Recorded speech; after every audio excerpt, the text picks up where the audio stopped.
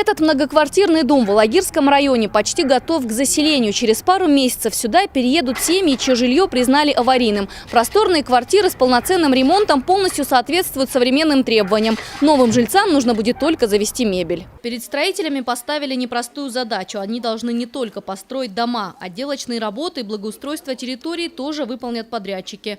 В Алагирском районе из аварийного жилья до 5 ноября переселят 40 семей. Новая многоэтажка появится и в высокогорном селении Бурон. Аукцион прошел в прошлом году, в декабре. Контракт был заключен 26 декабря прошлого года. В принципе, работы начались с февраля прошлого года, с февраля-марта. Подготовительные работы. И вот сейчас уже вы видите, что дом завершает строительство. 3 многоэтажных дома строят в Ордоне. Здесь в новые квартиры с индивидуальным отоплением переедут 36 семей. Как сказать правильно, это декоративная отделка. Мы уже заканчиваем этот подъезд, хотим в скором времени все это закончить. Я думаю, местным жителям это все понравится. В Министерстве строительства, энергетики и ЖКХ отмечают, что из аварийного жилья переселят всех до наступления холодов. Правобережный район сдаст в эксплуатацию 18 квартир. Моздок 23, Владикавказ 57. Мы все с вами знаем майские указы президента Российской Федерации. Они связаны с ликвидацией аварийного фонда.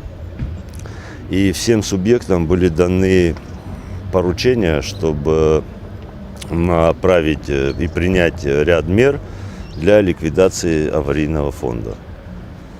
Нашим правительством был принят план мероприятий, который представлял из себя до 1 сентября 2017 года, соответственно, ликвидировать заявленный жилищный аварийный фонд. В следующем году квартиры получат еще 183 семьи. Под снос идут 32 аварийных дома по всей республике. Это Ордонский, Пригородный, Моздокский, Правобережные районы, а также Владикавказ. Программа переселения из ветхого жилья рассчитана на 9 лет.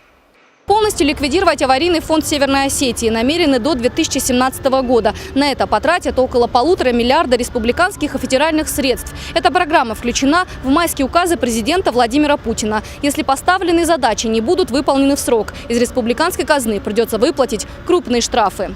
Елена Черенкова, Отсамас Кочиев, Осетия ТВ.